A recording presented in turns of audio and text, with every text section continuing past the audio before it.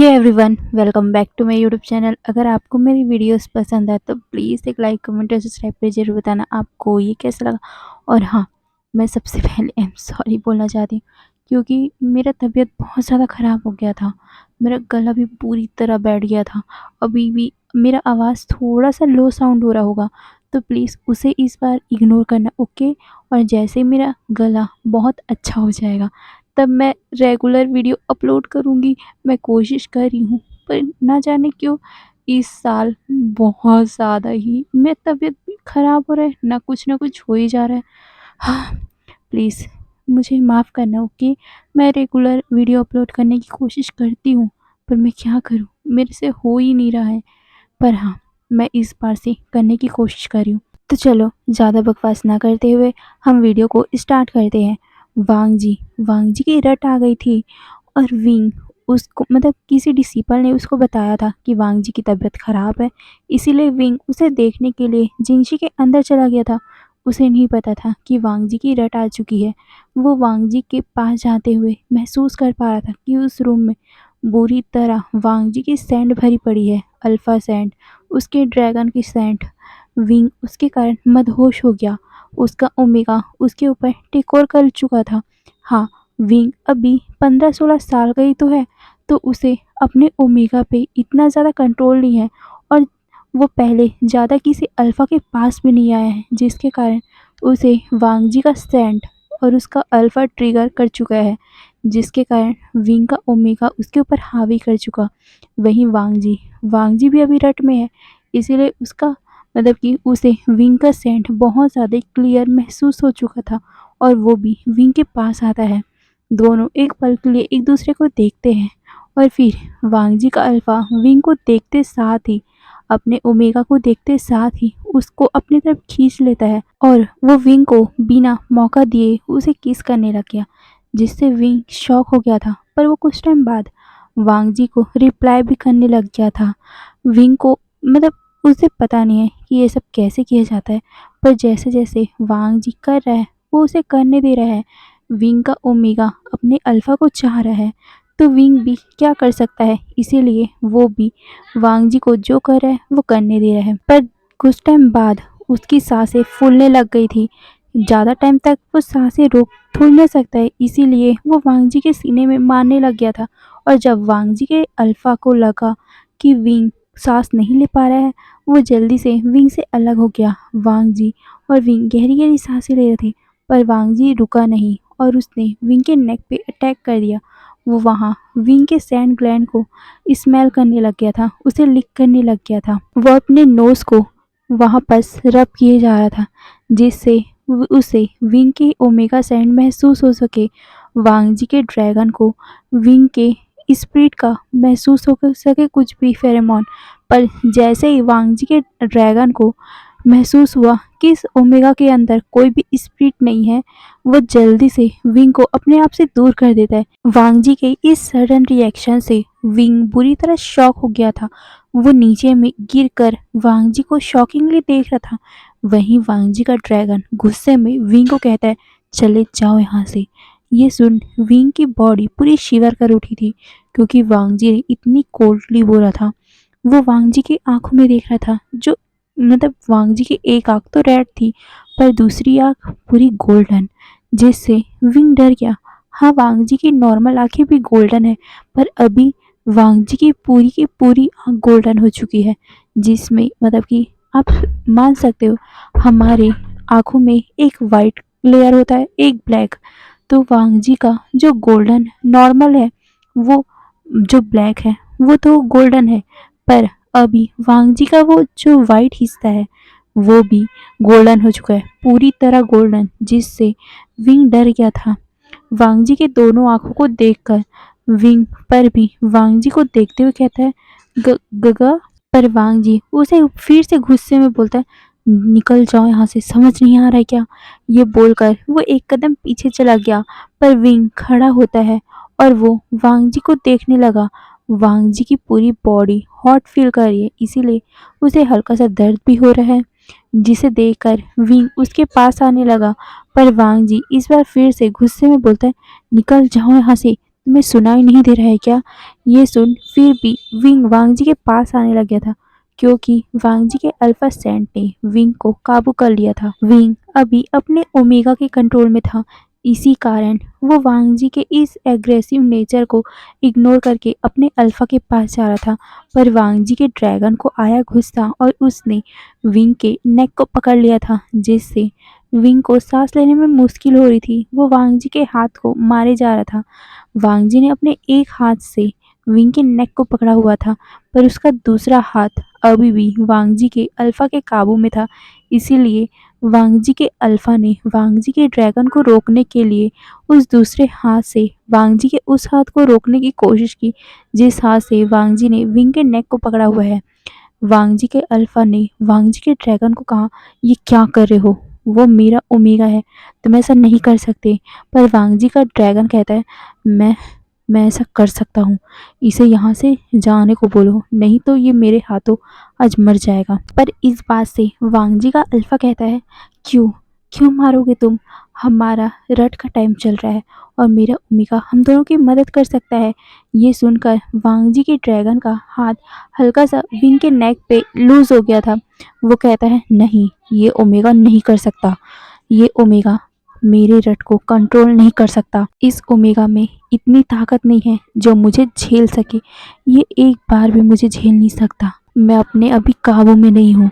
अगर ये 2 मिनट और यहाँ पर रह गया तो आज मैं इसका इसका क्या हाल करूँगा? मेरे मेरे वश में नहीं होगा। निकल जाने बोलो इसे। ये बोलकर वो गुस्से में विंग को झटका देता है, जिससे विंग नीचे गिर पड़ा। वो वांग जी को शॉकिंगली देख रहा था। वांग जी को आज हुआ क्या है? हाँ, वांग जी की रट है, विंग को पता है। पर वांग जी इतना ज़्यादा एग्रेसिव तो कभी भी विंग के साथ नहीं हुआ। तो आज ऐसा क्या हो गया? यही सब सोच के वो वांग जी को देख रहा था। वांग जी अपने अल्फा से लड़ने भी लिया था, क्योंकि वांग जी का अल्फा विंग को चाह रहा था, पर वांग जी का ड्रैगन उसे ऐसा करने नहीं दे रहा था। इसी कारण उन दोनों में हाथापाई चालू हो गई थी। विंग बस देखे जा रहा था शॉकिंगली वांग जी को। वांग जी के एक हाथ ने वांग जी के दूसरे हाथ को पकड़ा हुआ है, जो हाथ विंग की तरफ बढ़ रहा है, जिससे विंग डर गया था। वांग जी का ड्रैगन विंग को बोलता है, निकल जाओ, तुम्हें समझ नहीं आ रहा है क्या? तभी वांग जी का अल्फा कहता है, नहीं, वो नहीं जाएगा। तभी फिर से वांग जी का ड्रैगन कहता है, तुम्हें एक बार समझ क्यों नहीं आ रहा है? मैंने कहा ना, ये ओमेगा यहाँ नहीं रहेगा। अगर ये यहाँ रहा तो सोच लेना, कल शायद तक ये कल का सूरज देख नहीं पाएगा। ये सुन वांग जी का अल्फा शॉक हो गया। वो कहता है, क्यों? तब वांग जी के ड्रैगन ने वांग जी के अल्फा को बताया कि तुम्हें महसूस नहीं हुआ, उसके अंदर कोई भी स्पिरिचुअल एनर्जी है ही नहीं। उसके अंदर कोई भी ऐसी स्पिरिट है ही नहीं जो मुझे संभाल सके। हाँ, वो एक नॉर्मल ओमेगा है, वो तुम्हें संभाल सकता है, पर मुझे नहीं। मुझे वो बिल्कुल नहीं संभाल सकता। अगर मैं अपने पे आया तो वो मर जाएगा। मैं आज अपने रट में हूँ। मुझे अगर उसके साथ एक रात बिताना भी पड़ा तो वो ओमेगा कल का सूरज नहीं देख पाएगा। तुम्हें पता है मैं कितना ज़्यादा एग्रेसिव होता हूँ। ये सुनकर वांग जी का अल्फा शांत हो गया था। वो भी जानता है कि उसका ड्रैगन कितना ज़्यादा फियर्स होता है अपने रट के दिनों में। अगर वांग जी का ड्रैगन ये कह ही रहा है कि विंग के अंदर उसे कोई भी वो पावर महसूस नहीं हो रही है जो वांग जी के ड्रैगन को चाहिए, तो सच में वांग जी का ड्रैगन विंग को मार देगा। इसीलिए वो कहता है, तुम तुम उसे कुछ मत करना, मैं उसे भेजता हूँ। ये बोलकर वो अपने कंट्रोल ले लेता है वांग जी के ऊपर और वो विंग को देखते हुए बोलता है, जाओ यहाँ से। ये सुनकर विंग उसके तरफ देखते हुए कहता है, पर पर अल्फा, आप बहुत ज़्यादा दर्द में हो, आप अपने रट पे हो, आपको मेरी ज़रूरत है। मैं आपका ओमेगा हूँ, मैं मदद कर सकता हूँ। पर यह सुनकर वांग जी का अल्फा कहता है, नहीं, कोई ज़रूरत नहीं है, तुम यहाँ से निकल सकते हो। ये बोलकर वो गुस्से में विंग को देखता है, क्योंकि हाँ, विंग प्यार से नहीं मान रहा है तो उसके ऊपर गुस्सा करना पड़ेगा, तब जाके विंग मानेगा। विंग कहता है, नहीं, मैं आपके साथ रहना चाहता हूँ, मैं आपका ओमेगा हूँ, मैं आपका मदद करूँगा। ये बोलकर वो पास आया था, पर वांग जी के ड्रैगन ने कहा, इसे यहाँ से जाने बोलो, नहीं तो आज ही मेरे हाथों मर जाएगा। ये सुनकर वांग जी का अल्फा कहता है, शांत रहो तुम, मैं इसे मना रहा हूँ। ये बोलकर वो विंग की तरफ देखता है। विंग उसके पास आ चुका था, वो उसे पकड़ने वाला था, पर वांग जी के अल्फा ने इस बार विंग को धक्का दे दिया और वो गुस्से में विंग को बोलता है, मैंने तुमसे कहा यहाँ से निकल जाओ, तुम्हें समझ नहीं आ रहा है क्या मेरी बात? मैं तुम्हें अपना ओमेगा नहीं मानता। हाँ, मेरी शादी तुम्हारे साथ हुई है। हाँ, हमारी शादी हुई है, तुम मेरे ओमेगा हो, पर मेरा मेट तुम नहीं हो। तुम नहीं हो मेरा मेट। मेरे ड्रैगन को तुम पसंद नहीं हो, निकल जाओ। ये सुनकर विंग के आंखों में आंसू आ गए थे। वांग जी ने आज उसे रिजेक्ट कर दिया है, विंग को रिजेक्ट कर दिया है, विंग के ओमेगा को रिजेक्ट कर दिया है। ये सुनकर विंग के आंखों में आंसू आ गए थे और वो कहता है, पर पर गगा, आप मुझे रिजेक्ट क्यों कर रहे हो? मैंने मैंने कुछ गलती की है क्या? मुझसे कुछ गलती हुई है? मैंने कुछ किया है क्या जिसके कारण आप खुश ना हो? मुझे माफ़ कर दो। ये बोलकर उसने अपने दोनों हाथों से अपने दोनों कानों को पकड़ लिया था और वो माफ़ी मांगते हुए कहता है, मुझे माफ़ कर दो, मैंने जो भी कुछ किया, पर प्लीज़ मुझे रिजेक्ट मत करो। मैं आपका ओमेगा हूँ, आपका मेट हूँ। ये सुनकर वांग जी का अल्फा थोड़ा-सा शांत हो गया था। वो विंग के आँखों में देख रहा था। विंग के आँखों में आँसू थे, जिसे देखकर वांग जी को अच्छा नहीं लग रहा था और ना ही वांग जी के ड्रैगन को अच्छा लग रहा था। पर वो क्या कर सकता है? विंग के पास से उसे कोई भी ऐसी पावर महसूस नहीं हो रही है, जो एक स्पिरिट के पास होती है, जो वांग जी के ड्रैगन को सँभाल सकता है। अगर वांग जी के ड्रैगन ने रट में आकर विंग को हर्ट कर दिया और विंग की कल मृत्यु हो गई तो? यही सब सोचकर वांग जी का ड्रैगन वांग जी के अल्फा को कहता है, तुम भावुक मत हो, इसे निकालो यहाँ से। मैं अभी अपने आप को कंट्रोल नहीं कर पा रहा हूँ। ये सुनकर वांग जी का अल्फा अपने आप को शांत करता है और वो विंग को गुस्से में देखते हुए बोलता है, मैंने कहा निकल जाओ। और तुम्हें जानना है ना कि मैं तुम्हें अपना मेट क्यों नहीं मानता? तो सुनो, मैं तुम जैसे कमज़ोर ओमेगा को अपना मेट कभी नहीं मान सकता। तुम तो कमज़ोर के साथ साथ वो ओमेगा भी हो जिसके पास कोई भी स्पिरिचुअल एनर्जी है ही नहीं, मेरे ड्रैगन के जैसा। मेरा ड्रैगन को एक मेट चाहिए और तुम्हारे अंदर तो कोई भी पावर नहीं है, कोई भी स्पिरिट नहीं है, तो मेरा मेट कैसे बन सकते हो तुम? इसीलिए मैं तुम्हें अपना मेट नहीं मानता। और हाँ, मेरा मेट मानने जैसा कुछ बात है ही नहीं। और तुम एक बात ध्यान से सुन लो, मेरा ओमेगा भले ही तुम हो, पर मेरा मेट कोई और है। मेरा मेट विंग है। ये सुनते ही विंग बुरी तरह शॉक हो चुका था। वो वांग जी को शॉकिंगली देख रहा था। विंग? हाँ, उसने कई बार इसका नाम सुना है, पर उसे नहीं पता था कि वांग जी का मेड है वो। उसे तो पता था कि वो छोटा सा बच्चा वांग जी और इन लोगों के साथ रहता था। उसे अंदाज़ा भी नहीं था कि जिस बारे में जिसका नाम वो सुनता आया है, वो वांग जी का मेड है। वांग जी उसके कारण विंग को अपना नहीं रहा है। अब ये बात सोचते ही विंग के आंखों से लगातार आंसू बहना स्टार्ट हो गए थे। वो वांग जी के पास जाते हुए कहता है, पर गगा, हाँ, आपने मुझसे शादी की है, मैं आपका मेट हूँ। आपका मेट वो विंग नहीं है। आपका मेट, आपका ओमेगा सिर्फ मैं हूँ। हम दोनों की शादी हुई है सारे रीति रिवाजों से।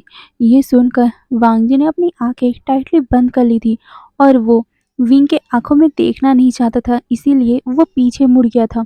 और वो इस बार गुस्से में अपनी आंखें खोलता है और वो गुस्से में ही विंग को जवाब देता है, हाँ, पता है मुझे, हम दोनों की पूरे रीति रिवाजों से शादी हुई है, पर बिना मेरी मर्जी से, मेरी मर्जी के बिना हुई है ये शादी। मुझे फोर्स किया गया था तुमसे शादी करने के लिए। मेरे दिल में सिर्फ मेरा विंग है, मेरा विंग, तुम नहीं। ये सुनकर विंग इतना ज़्यादा शॉक पड़ गया था कि वो एक कदम पीछे चला गया और वो वांग जी को कहता है, पर गगा। ये सुनकर विंग की बातों को इग्नोर करते हुए वांग जी ग्रॉल करते हुए बोलता है, मैंने कहा यहाँ से निकल जाओ। मेरा सिर्फ एक ही मेट है और वो मेरा विंग है। भले ही वो मेरे पास ना हो, भले ही वो मेरे साथ ना हो, पर मेरा ड्रैगन, मेरा अल्फा सिर्फ और सिर्फ विंग को प्यार करता है, तुम्हें नहीं, समझ गए? ये बोलकर वो पीछे मुड़ता है। उसकी आंखें बुरी तरह रेड थी। विंग डर चुका था। वांगजी के पास जाने में भी उसे डर लग रहा था। वांगजी कहता है, अब तुम्हें समझ आ गया ना? मैं तुम्हें अपना मेट और ना ही अपना ओमेगा मानता हूँ, तो यहाँ से निकल जाओ। पर विंग वहाँ से जाता नहीं, इसीलिए वांगजी इस बार बहुत जोर से ग्रॉल करता है और चीख कर बोलता है, निकल जाओ यहाँ से। इस बात से विंग बुरी तरह शॉक हो गया था। वो तो कांप भी गया था। वांगजी उसका हाथ पकड़ता है और उसे खींचते हुए रूम से बाहर धक्का दे देता है। विंग तो बस सदमे में खड़ा हो गया था।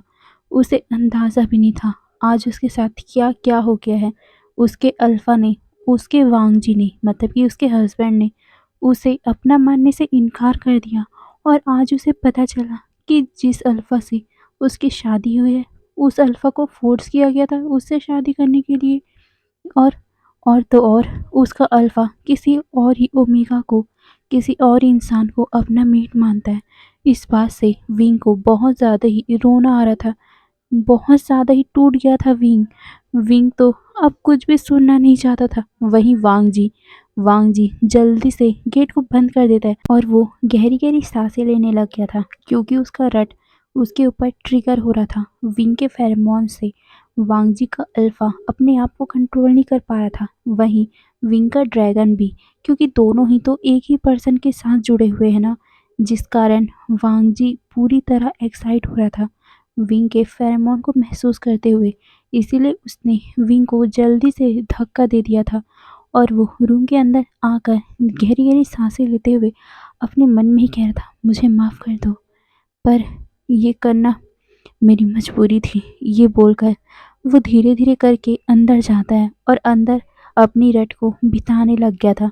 वहीं विंग तो कुछ टाइम तक वहीं सदमे से खड़ा हुआ था और कुछ टाइम बाद उसके कानों में सिर्फ वांग जी की आवाज़ें गुजरी थी, मैं तुम्हें अपना मेट नहीं मानता, तुम्हारे साथ शादी मेरी ज़बरदस्ती हुई है, इसीलिए यहाँ से निकल जाओ, कभी मेरे पास मत आना। ये सुनते ही, ये आवाज़ आते ही विंग ने एक ज़ोरदार की आवाज़ आई, नहीं, नहीं, मेरे अल्फा सिर्फ मेरे हैं और किसी के नहीं। मैं उन्हें अपना अपना बनाऊंगा। ये बोलते हुए वो रोने लग गया था। पर उसे याद आता है कि वांगजी ने खुद उसे बोला है कि वो उसे नहीं अपनाएगा, वो उसका मेट नहीं है, ना ही उसका ओमेगा है। ये सुनते ही फिर से विंग के आंखों में आंसू आ गए और उसका पैर कब वहाँ से भागने लगा, विंग को भी अंदाज़ा नहीं था। विंग भागते हुए वहाँ से जंगलों की ओर जा रहा था। उसे पता भी नहीं कि वो कहाँ भाग रहा है, पर वो भाग रहा है। विंग भागते हुए जंगलों में थोड़े अंदर आ गया था। जंगल में पेड़ पौधे ज़्यादा होते हैं, जिसके कारण अचानक से विंग का पैर किसी डाल से फंसा और वो ज़मीन में गिर गया। विंग ज़मीन में गिरने के बाद उसे होश आया। वो आगे पीछे देखता है और वो फूट फूट के रोने लग गया था। उसके आंखों के सामने, उसके कानों में सिर्फ वांगजी की आवाज़ें गूंज रही थी। वांगजी ने जिस तरह उसे बोला कि तुम एक कमज़ोर ओमेगा हो, तुम्हारे अंदर कोई भी ऐसी पावर ही नहीं है जिससे मैं तुम्हें अपना मेड बना सकूं। मेरा मेट होने के लिए तुम्हें तो काबिलियत भी नहीं है, तुम में काबिलियत नहीं है, तुम्हारे अंदर तो कोई स्पिरिचुअल एनर्जी ही नहीं है, तुम्हारे अंदर तो कोई स्पिरिट ही नहीं है जो मेरा ड्रैगन तुम्हें एक्सेप्ट कर सके। ये बात बार बार विंग के कानों में घूम रही थी। विंग चिल्लाते हुए बोलता है, हाँ, ये सब मेरी गलती है, मेरी गलती है, मेरे अंदर क्यों क्यों वो पावर नहीं है। सच कहा राजकुमार ने, मैं एक कमज़ोर ओमेगा हूँ। देखो, आज भी मेरे हाथों से तलवार खींच जाती है, मैं तलवार को भी उठा नहीं सकता। मैं इतना कमज़ोर ओमेगा हूँ, कमज़ोर ओमेगा हूँ मैं किसी भी अल्फ़ा के सामने टिक नहीं पाता, ना ही मैं किसी ओमेगा के सामने टिक पाता हूँ। कितना कमज़ोर हूँ मैं, मेरे अंदर कोई भी ताकत नहीं है, मेरे अंदर तो कुछ भी नहीं है। ये बोलते हुए वो रोने लग गया था। उसने अपने दोनों हाथों से अपने फेस को कवर कर लिया था और वो फूट फूट के रो रहा था और वो बोल रहा था, मेरे अंदर कुछ भी नहीं है स्प्रिट। और ये बोलकर वो अपने आप में ही बोलता है, मेरा स्पिरिट है कहाँ? मैं भी तो एक इंसान हूँ ना, मैं भी तो कल्टीवेशन वर्ल्ड का एक हिस्सा हूँ ना, तो मेरा स्पिरिट क्यों नहीं आता मेरे सामने? क्यों नहीं आता? मैं इतना इतना लाचार क्यों हूँ? क्यों हूँ मैं? ये बोलते हुए वो रो रहा था और वो बार-बार अपने स्पिरिट को आवाज़ लगा रहा था। वो कह रहा था कि अगर तुम मेरे पास हो भी, तो क्यों नहीं आते मेरे पास? क्यों नहीं आते? मैं थक चुका हूँ। आज देख लो, आज तुम्हारे कारण मेरे अल्फा ने मुझे रिजेक्ट कर दिया है। सिर्फ़ तुम्हारे कारण। मेरी स्पिरिट कहाँ हो तुम? ये बोलते हुए वो बार-बार अपने सीने पे अपने हाथों से ही मारे जा रहा था। उसके अंदर उसका स्पिरिट दबा हुआ है। ये सोचकर विंग अपने अंदर को मतलब कि अपने दिल को ही मारे जा रहा था और वो बार-बार रोते हुए बोल रहा था कि तुम बाहर क्यों नहीं आते? सब सबका स्पिरिट है, हर एक ओमेगा का स्पिरिट होता है, हर एक ओमेगा को स्पिरिट मिलता है उसके अल्फा को संभालने के लिए। मेरा स्पिरिट कहाँ है? मुझे चाहिए वो। आज तुम्हारे कारण, आज मेरी किस्मत के कारण मेरे अल्फा ने मुझे रिजेक्ट कर दिया। ये बोलकर विंग रो रहा था और वो चीखें मार रहा था, जिससे वहाँ जंगल में जितनी पक्षियाँ थी वो डर से उड़ने लग गई थी।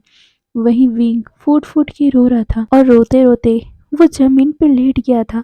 वो बहुत ज़्यादा रो रहा था और वो बार-बार यही मम्मल करते हुए बोल रहा था, मेरे स्पिरिट क्यों नहीं आते मेरे पास? मैं इतना लाचार नहीं बनना चाहता कि मेरे अल्फा मुझे रिजेक्ट कर दे। मैं तुम्हें चाहता हूँ, प्लीज़, प्लीज़ मेरे पास आ जाओ। मुझे तुम्हारी ज़रूरत है। मैं इतना कमज़ोर नहीं बनना चाहता।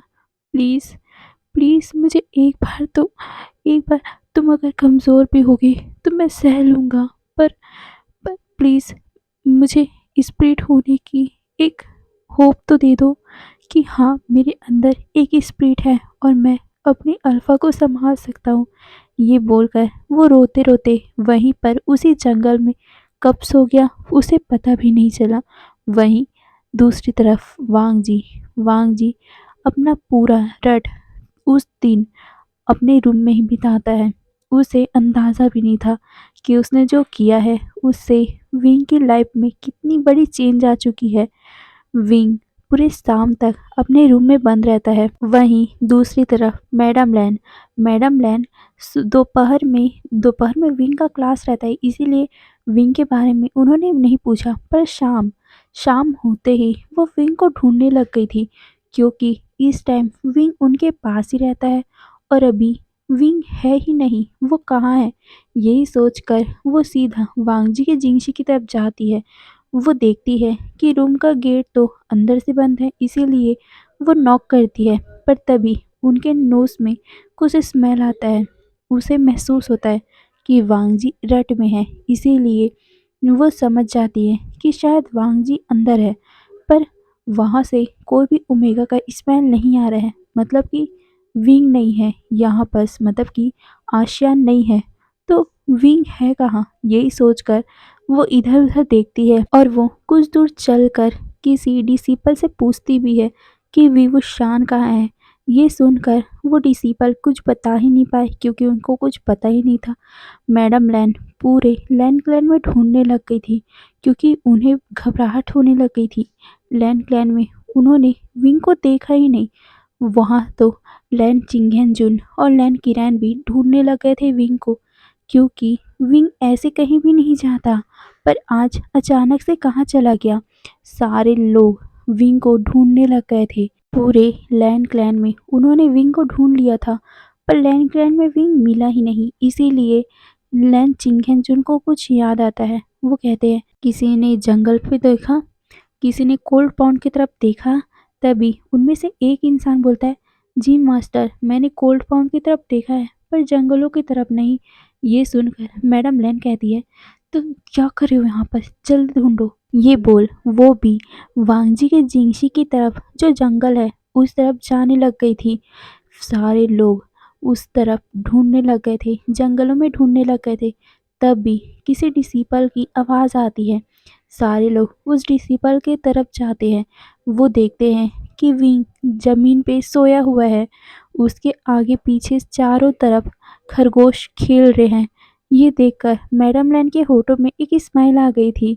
यहाँ तक लैन किरैन और लैन चिंगहेंजुन भी शांत होते हैं क्योंकि विंग सोया हुआ है। तो उनको लग रहा था कि विंग यहाँ पर खरगोशों के साथ खेल रहा होगा तो थक कर सो गया होगा, पर उन्हें असली बात नहीं पता।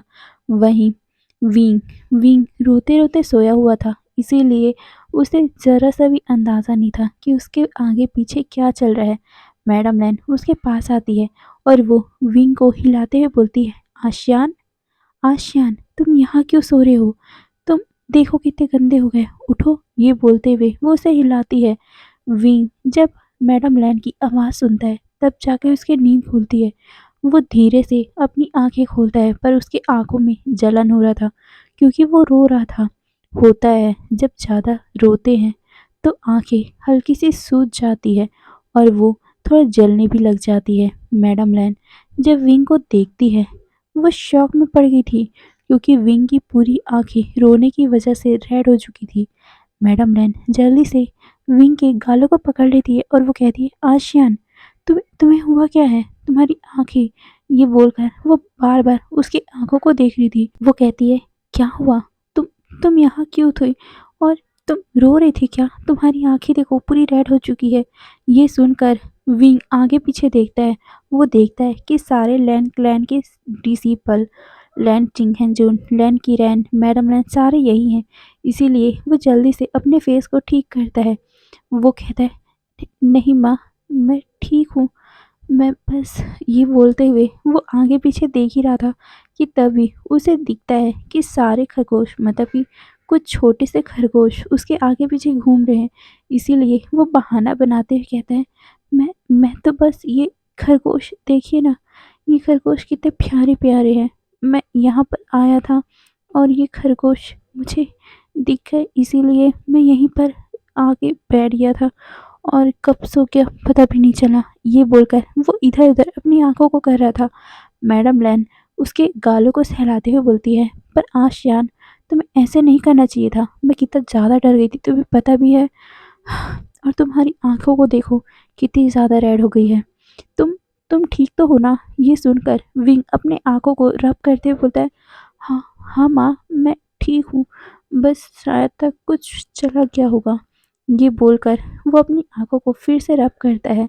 मैडम लैन कहती है, इसे रब मत करो, जलन होगा। और तुम्हारी आवाज़ को क्या हुआ?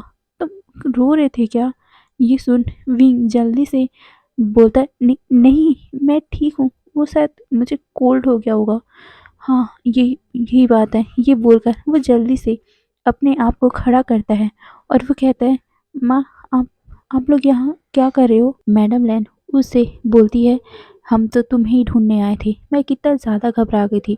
तुम पूरे लैंड क्लैन में नहीं थे और तुम यहाँ जंगलों में थे, इसीलिए मैं थोड़ा घबरा गई थी। तभी लैन चिंगेंजुन उन दोनों को रोकते हुए बोलते हैं, आप दोनों बाद में बात कीजिएगा, अब चलिए, यह जंगल है, कुछ भी हो सकता है। ये सुनकर मैडम लैन और विंग अपना सर नोट करते हैं। फिर विंग मैडम लैन और उन सभी के साथ लैंड क्लैन वापस जाता है। वो देखता है कि जिंगशी अभी भी बंद है। जिंगशी को देखते ही विंग की आंखें फिर से भर आई थी, पर वो अपने सर को नीचे कर देता है। उसको फिर से रोने आ रहे थे। वो फिर से वही सब बातें याद कर रहा था। वो फिर से उस बात को याद कर रहा था कि वांगजी ने उसे बोला था कि उसके अंदर कोई भी स्पिरिट नहीं है और वो कभी भी ऐसे ओमेगा को एक्सेप्ट नहीं करेगा। यही बातें सुनकर, यही बातें सोचकर विंग को बहुत ज़्यादा बुरा लग रहा था और वो मैडम लैन के साथ उनके कॉटेज में जाता है क्योंकि मैडम लैन को पता है कि वांगजी रट में है और वांगजी ने विंग को बाहर रखा हुआ है, मतलब कि वांगजी विंग के साथ वो सब करना नहीं चाहता। इसीलिए विंग सीधा मैडम लैन के कॉटेज में जाता है। मैडम लैन उसे बैठाती है, उसे कहती है कि जाकर साफ साफ, मतलब अपने आप को साफ कर लो।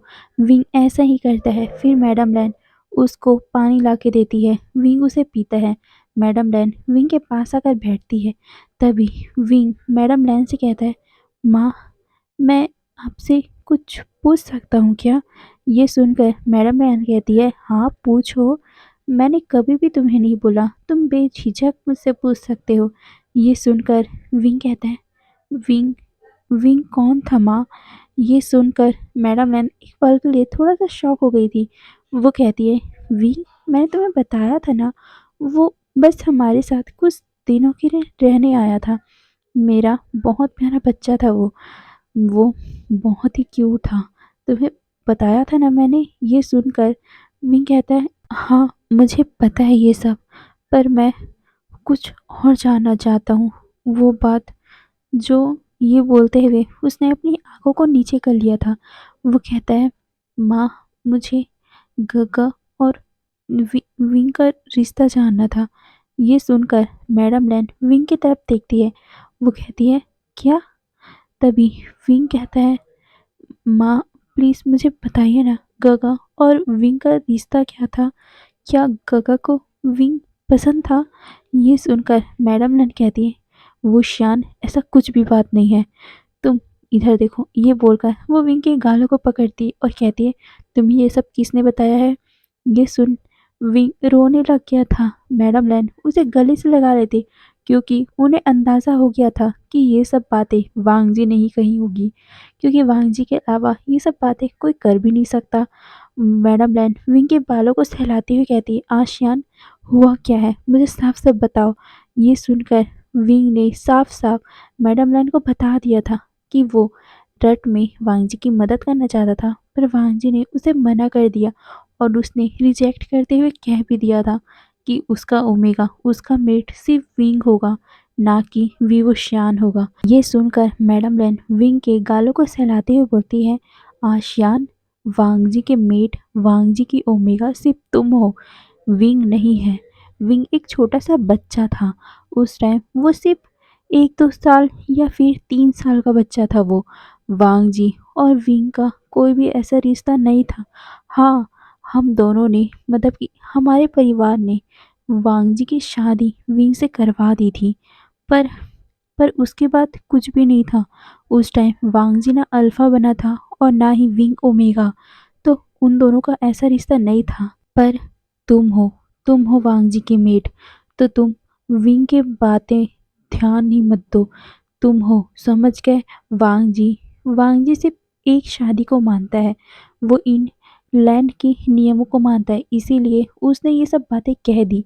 पर तुम उसके मेट हो। और विंग, मैं ये बोलते हुए वो थोड़ा-सा अपसेट हो गई थी। वो कहती है, "और रही विंग की बात, वो उसकी डेथ हो चुकी है, तो वो कभी भी तुम दोनों के बीच में नहीं आएगा।